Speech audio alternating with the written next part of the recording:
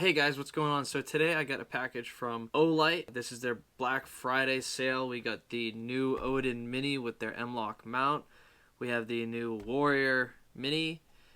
We have the i5T, the free gift i1R2, and I did have the M2R Pro and Seeker 2, but those didn't get delivered yet. They split up packaging so we can get packages faster. I got these in 3 days. They came pretty quick. These are high output flashlights. These aren't the best of the best. Streamlight, Surefire, they really claim that.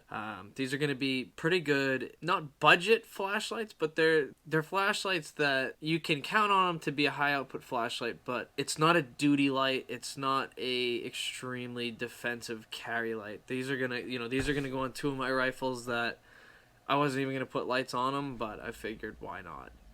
This one, I'm going to use it for work, and then these ones are all gifts for people for Christmas, as is the Seeker 2, and then the M2R Pro is going to be like my truck flashlight. So, we're going to go into a little bit of an unboxing here, talk about the size and the quality and the finish on them. I'm not going to do a review on them, really, like testing the lights or doing anything like that. There's a bunch of videos out there. This is really going to be just a video on my take on the quality, pretty much what you're going to get if you decide to buy the Odin 2, the Warrior Mini, or anything like that. I have an M2R Pro, but that's been out for a while, so I'm not really going to do anything with that. So I hope you guys enjoy the video, and let's get to it. Alright, so first up is going to be the Odin Mini 2, the Odin Mini in, this is their desert tan color. So we're going to open the box up. You get your manual here, take that sucker out, and this is the light. Comes packaged, a little pull loop here to get the underneath contents out. M-LOK mount's going to be in here.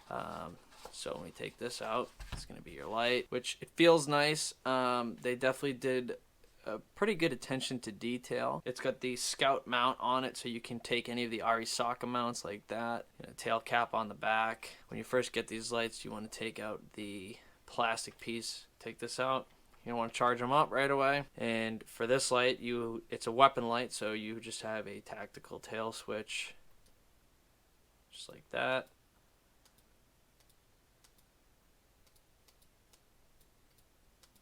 It's a pretty good light. It seems like it. I like the color of it. It's really not a desert tan. It's more of a burnt bronze. More of a burnt bronze for sure. So we'll see. Once a little bit further, we'll get it mounted up on my rifle, and we'll see how it looks compared to that stuff. This light, you get, obviously, the whole package, kit and caboodle. So we're going to have the tail cap like so. And this it's a magnet tail cap. And to lock it in, you just push down. And that's their version of locking. I think there's actually some ball bearings in there. I don't know if you'll be able to see them. Yeah, the ball bearings right there. Those are going to be what's locking into the little rib here. With my past history with Olights, the magnetic tail cap is strong enough. I keep my cables tucked away on my gun, so it's really not a big deal to me. Some people do pull them off. I haven't had an issue with it, but again, like I said, I'm not running these guns with these lights through anything really crazy. Leave a couple zip ties, and here is the M-LOK mount and charging cable. So of course this is just like all the other Olight stuff. Snap on, green light, red light for charging. Some tools for mounting and some extra screws for the M-LOK rail. And in here is going to be your M-LOK rail. Pretty nice. We'll see how it holds up really, but until we shoot it, we're not gonna know.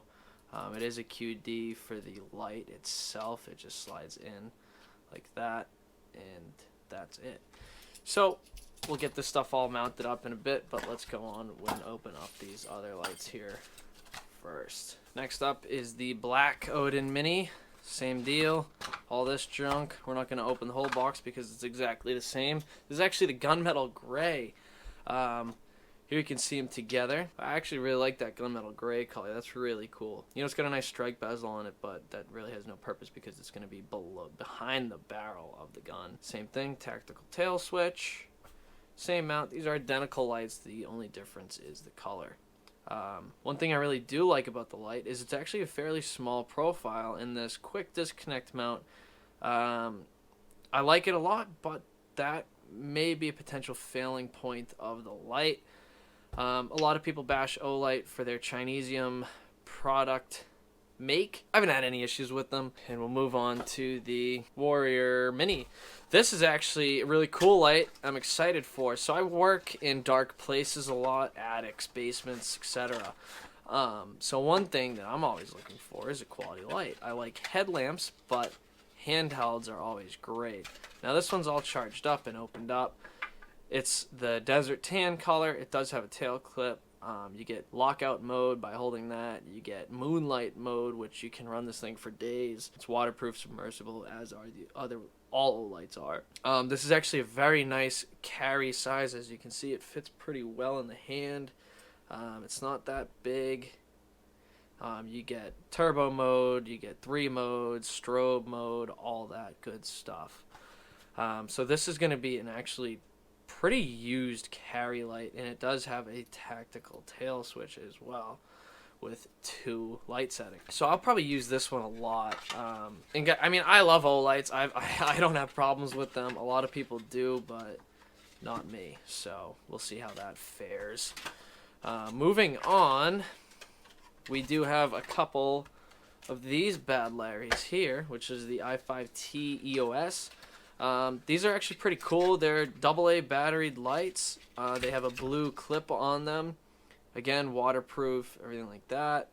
And these ones have a 330 lumen on high for 2 hours and 30 minutes, or you get a low 15 lumen. So there's your low 15 lumen, and hit it again, and there's your 300 lumen. This will give you 2 hours and 30 minutes on 300 lumens and 20 hours on the low setting. These are comparable to the i3Ts, which is the AAA battery. And if you run I think it's a 10440 lithium ion in those, it actually gives you the same, if not more output than these i5Ts. However, this is the Black Friday bundle with the Odin Minis, and they look pretty sweet. I love the paint job on them. This is, again, going to be something I either throw in a backpack, or it's going to sit permanently in my truck, or maybe carry it if I'm doing something a little bit smaller or more discreet. Lastly, we have a little keychain light. I'm actually going to give this one away as a Christmas gift, so I'm not going to open it. But this same thing, it's a twist top. It's got 1 setting, 1 power.